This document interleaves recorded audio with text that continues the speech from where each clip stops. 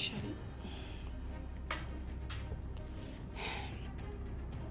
ሄሎ፣ ቆይ አንተ ሰውዬ ተወኝ ማለት አማርኛ አይደለም እንዴ?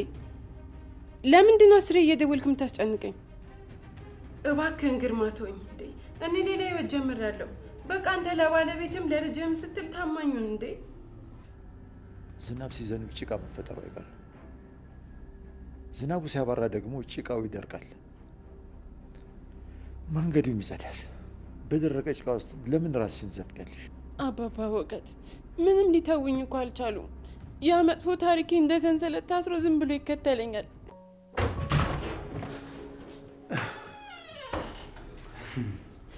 እሺ የኔ ውድ ሚስት እንዴት ነሽ? ሄኖክ ምን ነው የተፈጠረ ነገር አለ እንዴ? ኧረ ሁሉም ነገር ሰላም።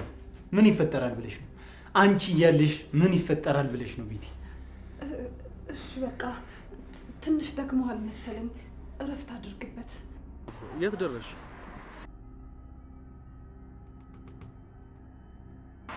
አረ ሚናዬ የምር 5 ደቂቃ እኮ 5 ሰዓት ነው የሆነብኝ። ቶሎ በይ በእናትሽ። እሺ እኔ አልታየሽም እንዴ ሊና?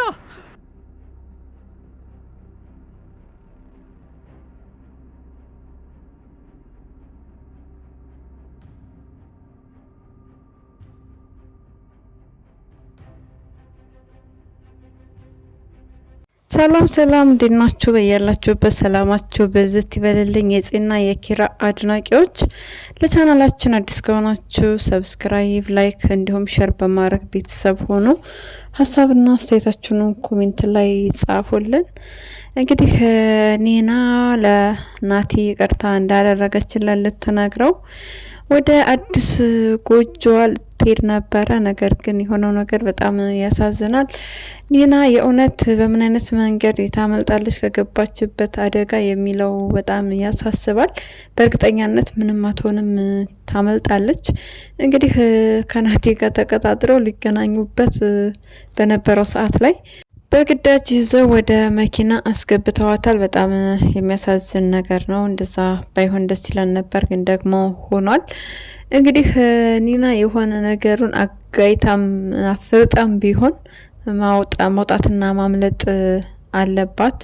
ምናልባት ሌላ ሰው ከሌለ መኪና ውስጥ እዛው መኪና ውስጥ እያለ የማጥቃት እንግዲህ አቅም ይኖራታል ብለን ተስፋ እናደርጋለን።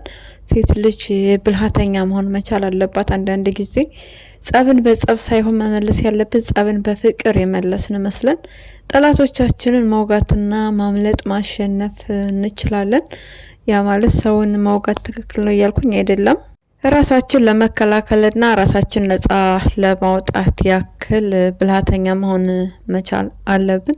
ለምሳሌ ወይዘሪት ህሊና እንግዲህ ለመበቀል ክፉ ነገር ለማድረግ እነ ጽናት ላይ በጣም ልስልስ ብላ ለጽናት ጥሩ ልጅ እንደሆነች አድርጋ ነው ያሳወቀቻት ያለችው። በተቃራኒ ደግሞ ሌሎች ሰዎችን ሰው ቤት ትሰራለው፣ አሰሪዎች እንደዚህ አደረጉኝ እያለች መላምቷን ዘይዳ እየነገረቻት ትገኛለች። ይሄን የምታደርገው ለማውጋት ነው። አስቡት። ይሄ አያስኬድም፣ ባይታሰብም ባይሆንም ይመረጣ እንደዚህ አይነት ቂምና በቀሎች። እንዲሁም አማንን ደግሞ በፍቅር ቀርባ እንግዲህ ልቧ ሌላ ነው፣ አፏ ሌላ ነው። ያዘነች መስላ በፍቅር ቀርባ እሱን ጠብር ግፍ አድርጋ በቃ እንዲፈቅድላት እንዲተባበራት እያባበለችው ትገኛለች። ነገር ግን ሽም አላላት። ስለዚህ ኒናም ብትሆን በፍቅር ቀርባ ጠላቷን መጣል ትችላለች። ምንም እንደማትሆን ተስፋለን። የሚያሳዝነው ነገር ደግሞ ናቲ አይቷል። ናቲ ቢያንስ ባያይ አሪፍ ነገር ነበረ። በጣም ያሳዝናል። ኒና ከዛ በፊት እያለቀሰች ነበረ። እንግዲህ ለምንድን ነው የማይተው ስለ ትላንት ነው ነገር እያነሱ የሚያስለቅሱኝ እያለች ከአባባ በእውቀቱ ጋር እያወራች አባባ በእውቀቱም ያው ይጠቅማታል ያለውን ምሳሌም ምክርም ሰጥቷታል። ነገር ግን ኒና እንደ ዛቱ አልቀረም። ሰውየው ስልክ ሲደውልላት የነበረ ሰው ነው የሚሆነው እንጂ መቼም አንድ ሴት የሚፈልግ ተራ የሆነ ሰው አይደለም እንደዛ የሚያደርገው። በእርግጠኛነት እንዴት እንዳወቀ ነው ችግሩ። በዛ ሰዓት በዛን ጊዜ እንደምትወጣ እንዴት አወቀ? ወይስ ደግሞ የእውነት ስራውን ያልተወችው መስሎት እየተከታተለና እየጠበቃት ነበር ወይ የሚለው እንዴት እንደሆነ ምንም ለጊዜው ይሄ ነው የሚባል አሳማኝ ነገር አይኖርም። ናቲሻን በጣም ደስ ብሎት ስለሚለብሰው ልብስ እየተጨነቀ እያሰበ ምንድነው የምለብሰው እንዴት ነው እያለ ከጧት ጀምሮ ሲያስብ የዋለበት ፕሮግራም ነበረ። እንዲሁም ቅዱሴ ጋር ደውሎ ፈልጋለሁ ሸሚዝ ሲለው ሸሚዝ የሱ ልክ እንደማይሆነው ነገር ግን ብር ልኮለት መግዛት እንደሚችል ተነግሮት እሱም እንደሚፈልገው ሆኗል። በሌላ በኩል ደግሞ ያሬድ እንዴት ነው? አቤት ያሬድ ግን አትዝፈን ብሎሃል ናቲ። በቃ መስፈን የለብህም ያሬድ። የጨዋታው የቤቱ የድራማው ሁሉ ድምቀት ነህ እናውቃለን። ግን ደግሞ ናቲ የሚልህን መስማት መቻል አለብህ። ጥጋብና ራቢያው አንድ ላይ ስለመሄድ ከተቀመጠብህ እንግዲህ መነሳት ስለማትችል አንተ አስበን ነው ናቲ የሚልህን ስማ የምንለው። ናቲ የሰፈሩ ድኳን ተብሏል። እንግዲህ አንድ የሰፈር ድኳን የተባለ ሰውዬ እንዴት ነው የቅዱስን ሸሚዝ መልበስ? ኧረ ተው ግን ናቲ ተው። ቅዱስ እኮ ከዛ በፊትም ወፍራም አይደለም፣ ወደፊትም ወፍራም አይሆንም እንዴ። ተው እንጂ ሞራል የሚባል ነገር እኮ አለ ናቲዬ። ይሄ የዋህነትህ እኮ ነው እንድትወደድ የሚያደርግህ። እንግዲህ ቅዱሴ በጣም ምርጥና የተለየ ሰው ነው። ያሬድን ባንዲራ ልበስ፣ ባንዲራ ግዛ፣ አብረን እንሂድ እያለ ነው። በሰው ፍቅር ጥልቅ ማለቱም ጥሩ ነገር አይደለም። ባልና ሚስት የራሳቸው የሆነ ጊዜ እንዲኖራቸው አንዳንድ ጊዜ ጓደኛ ወጣ ማለት መቻል አለበት። ስለዚህ ጥልቅ ማለት ግን ብታቆም ጥሩ ነው ያሬዶ። እነዛ መንትያ እህታማቾች አሁን ላይ እየታዩ አይደለም። እንዴት ነው? በጣም ነው እንዴ የተመረርካቸው?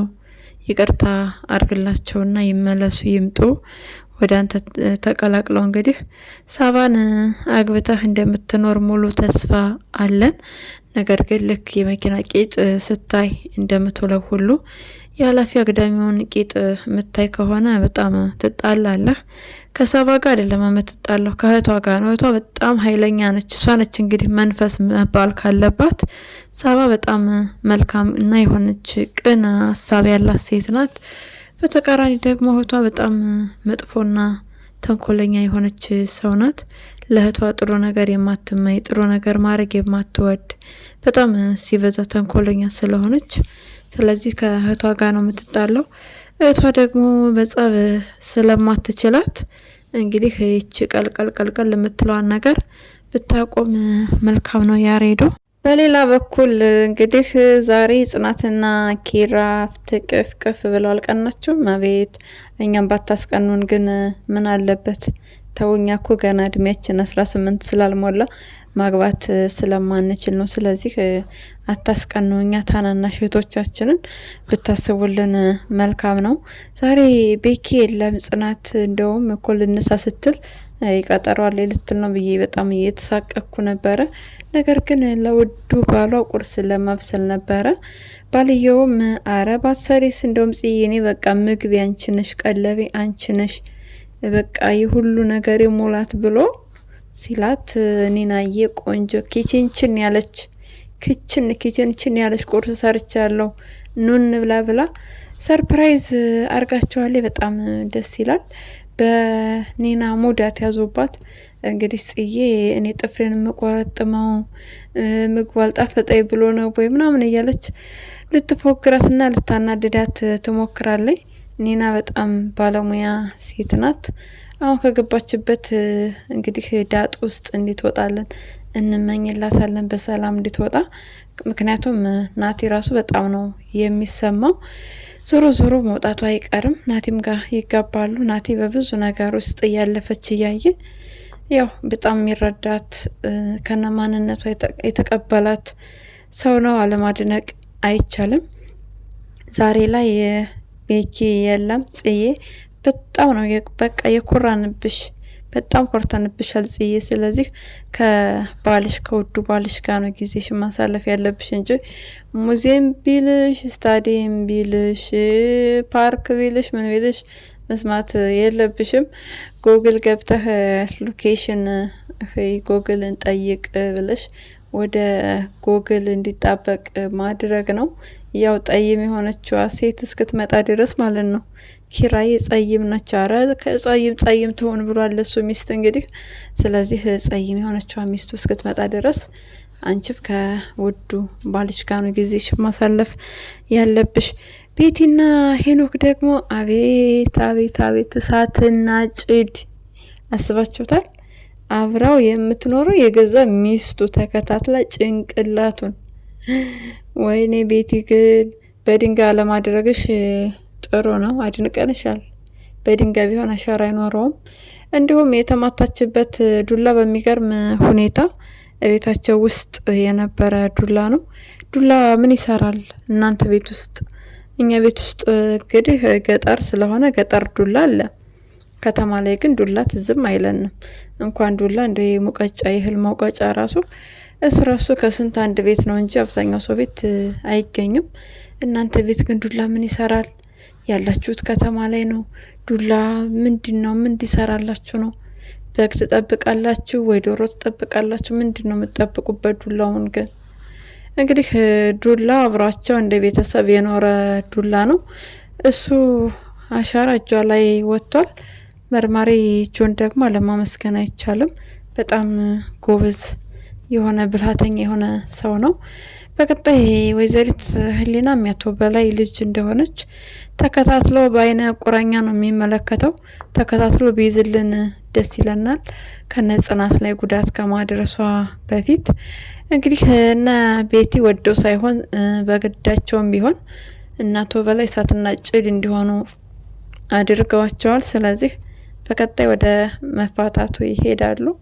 ቤቲ ደግሞ በጭራሽ እኔ በቃ ተንበርከኬም ቢሆን አንተን አስቀራለሁ ብላ ተንበርከካ ይቅርታ ለመጠየቅ ሞክራለች። ነገር ግን ደግሞ ከጠረጴዛ ጋር ስለተጋጨች ትንሽ ጉዳት ሊደርስባት ይችላል።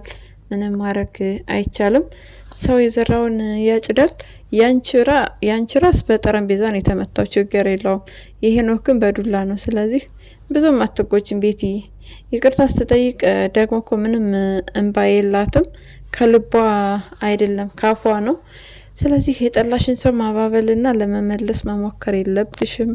ራስሽን ችለሽ ፍችሽን ፈጽመሽ በሰላም ከሄኖክ ራቅ ብለሽ እንድትኖሪ ነው የምንመኝልሽ። ለዛሬ ያዝንላችሁ ቪዲዮ ይህንን ይመስላል። በሌላ ቪዲዮ እስክንገናኝ መልካም ጊዜ እንዲሆንላችሁ ተመኛል። ለቻናላችን አዲስ ከሆናችሁ ሰብስክራይብ፣ ላይክ እንዲሁም ሸር በማድረግ ቤተሰብ ሆኑ። ሀሳብና አስተያየታችሁን ኮሜንት ላይ ጻፉልን። እናመሰግናለን።